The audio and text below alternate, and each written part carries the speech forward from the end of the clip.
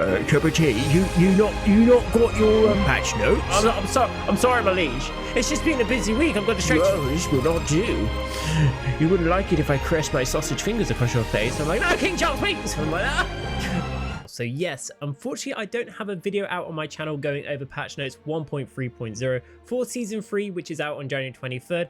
Unfortunately, with my commitments outside of streaming and content creating, I'm very restricted in what I can do. However, we did receive some updates to the notes last night, so this video is going to be going over what that covers. But in addition, if you do want to check out the patch notes, I will put a description in the link below. But there are YouTubers and content creators out there for Diablo 4 that have gone through the entirety of the patch notes, so if you want to check them out, I highly recommend people such as Woojiedo, Raxantarax, Daft Microtransactions, Rob2628, as well as many others. So going over the additional notes added to these patch notes, we have a blue post right here from Adam Fletcher, also known as Pez Radar, with hello. We've seen some questions over the weekend regarding the Nightmare Dungeon rotations, where players can obtain new uniques in the Season of Construct, and some clarification and correction on World Boss item power drop updates. You can find them on the patch notes now. They are also noted below.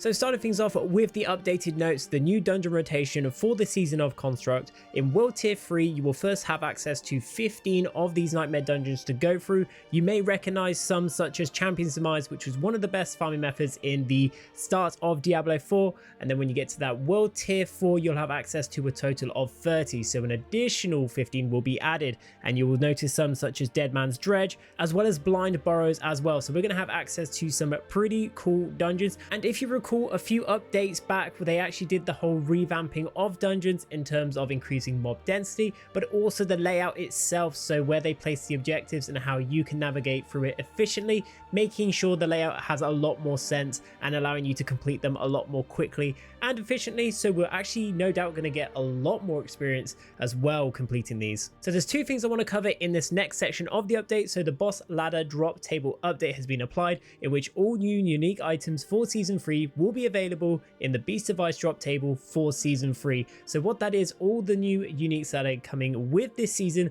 they're going to be dropping from this boss that we've already been facing already. But in addition, they did update the Distilled Fear. This is the resource material you needed to be able to summon him. And seeing as we're at this point here, I'm just actually going to quickly list off what these uniques are. So for the Barbarian, the Ring of Ravenous, Ren's duration is increased between 2 to 4 seconds. Damaging enemies with a brawling skill applies 2 stacks of Ren's bleed. This effect can only occur every 4 seconds per enemy, as well as the aspect of Sundered Ground Offensive. Every 25 seconds, upheaval is guaranteed to overpower and deals between 10 to 20% increased damage. This time is reduced by 4 seconds when upheaval overpowers a boss or an elite enemy. Moving on to the Druid, you have the Unsung Aesthetics Wraps, where Lightning Storm gains 1 additional strike each time it grows. Lightning Storm critical strikes cause lightning to strike twice, dealing 10 to 20% increased damage. And then secondly, the Virulent Aspects Utility, where Rabies infects an enemy, reducing its cooldown between 0.3 to 0.6 seconds. This cooldown reduction is tripled when infecting elites. Onto the Necromancer, you get Mutilator plate. You are Blood Lance, and when Blood Lance would deal damage to you, it instead fortifies you between 1 to 2% of your maximum life and has a 5% chance to form a Blood Orb. Blood Lance deals 10 to 20% increased damage. Following on the Shattered Spirits Aspect Offensive, casting Bone Spirit also launches 18 Bone Splinters in all directions, dealing 200 to 400% increased damage and generating 6 essence per enemy hit. With the Rogue, you get Beastful Boots. When you cast an ultimate skill, your next core skill consumes all your energy and deals 0.5 to 1.5 increased damage per energy consumed. Using a cooldown restores 5 energy.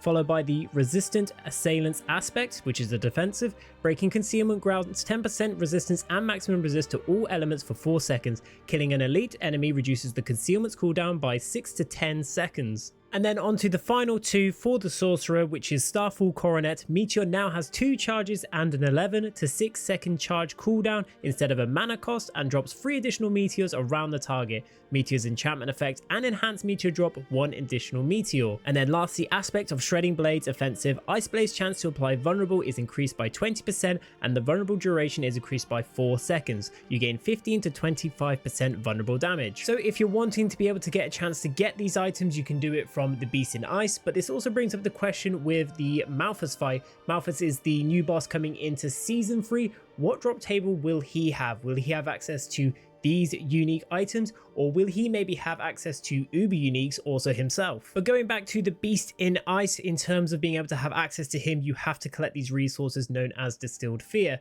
So beforehand, it was when you did a Nightmare Dungeon 30, there was a chance for you to claim this resource. They've now actually changed it where if you do a tier 30 Nightmare Dungeon or above, you're guaranteed to get one. And then per 10 level tiers you go up, there is a higher chance to drop additional ones added onto that. And then that 90 Nightmare Dungeon tier, you're actually guaranteed 3 to drop. So the higher you do, the more likely you're going to get these resources, and then the more runs you can do of the Beast in Ice. And now we're going to move on to the last section of the updated notes. So if you weren't aware already, Nightmare Dungeons, they made changes to the item power level drops. So if you defeat monsters of 144 level, it's guaranteed to drop a 925 item. They've now applied this to world bosses as well. So they've increased the cap for item power on drops from world bosses has been adjusted.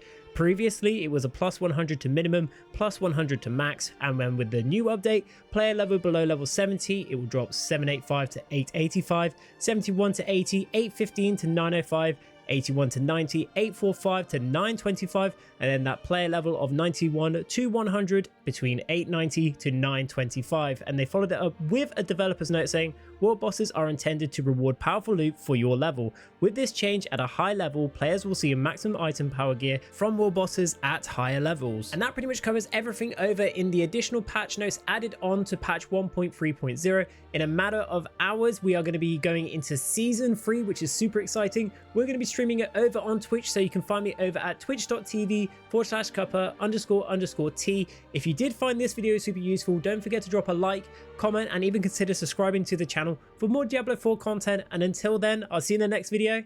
Take care.